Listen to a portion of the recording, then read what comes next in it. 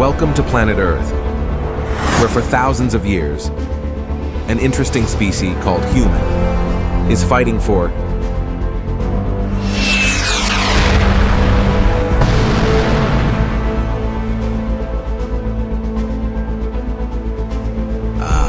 what are we fighting for?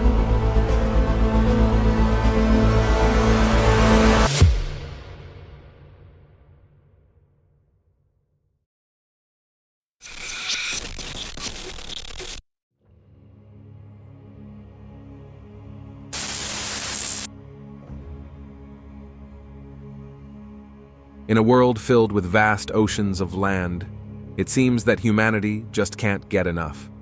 Here we are, living on a planet with a limited surface area of approximately 197 million square miles.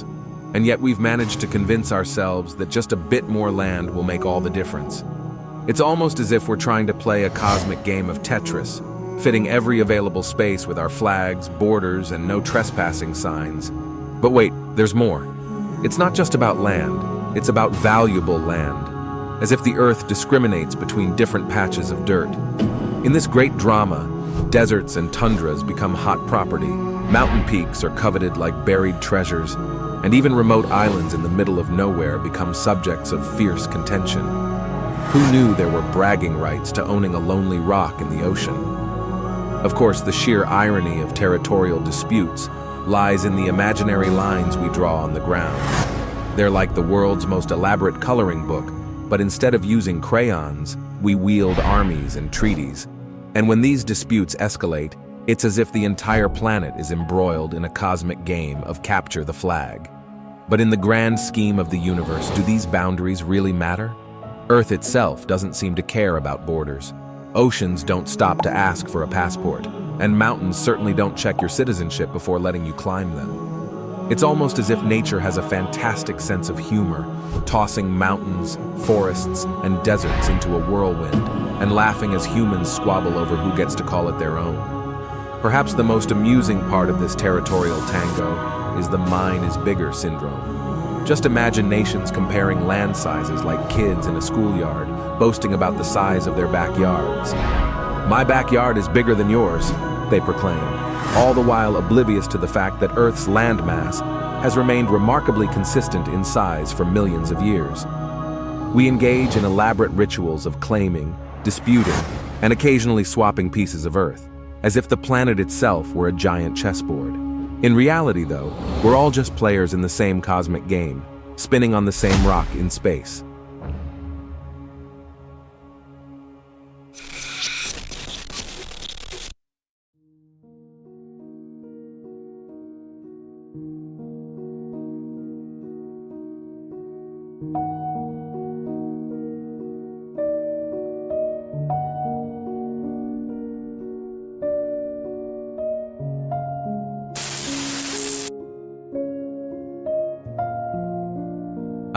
Welcome to the realm of religion, where humanity has ingeniously weaponized spirituality as the ultimate excuse for quarrels and conflicts. Because really, what's the fun in religious beliefs if you can't use them as a divine excuse for a good old-fashioned argument? Think about it. People have been scrapping over their interpretations of divine beings since the dawn of time.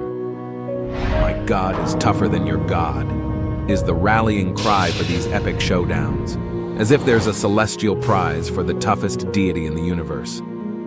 It's not just about whose God is mightiest, it's also about the little details. Things like which day is the right day to rest, whether bacon is a divine no-no, and who gets to wear the fanciest hats. From grand cathedrals to serene temples, religious institutions often find themselves embroiled in heavenly battles.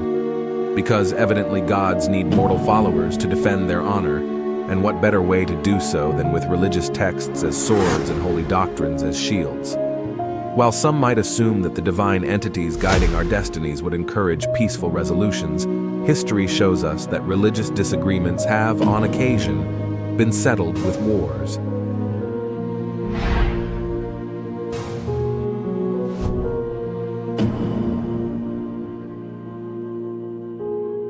Apparently, finding common ground is a bit challenging when you're absolutely certain that your beliefs are backed by the ultimate cosmic truth. After all, Why compromise when you can have a holy war?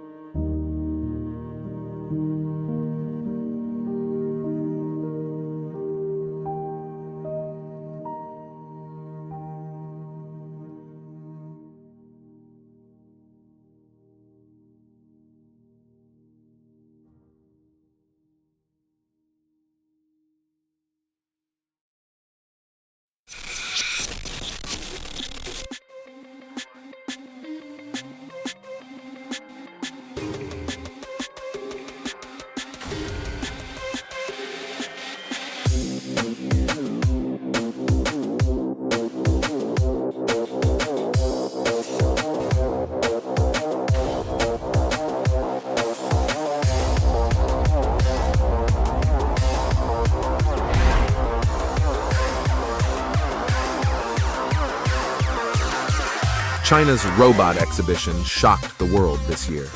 The exhibition was a stage where dreams became reality, where futuristic concepts materialized into tangible, functional robots. These robots and AI systems were not just remarkable feats of engineering, they were designed with real-world utility in mind. Visitors witnessed healthcare robots assisting medical professionals, agricultural robots, and service robots enhancing the efficiency and quality of various industries. Beyond showcasing the astounding capabilities of Chinese engineers and innovators, the exhibition highlighted the importance of global cooperation in the world of robotics. Maybe, if we would stop fighting each other, shake hands, and come together, we could be more advanced today. Maybe, if we use our intelligence and money not to create weapons, but to create a better future, we would be many years ahead. Maybe if all nations come together to focus on innovation rather than division, there are no limits to what can be achieved.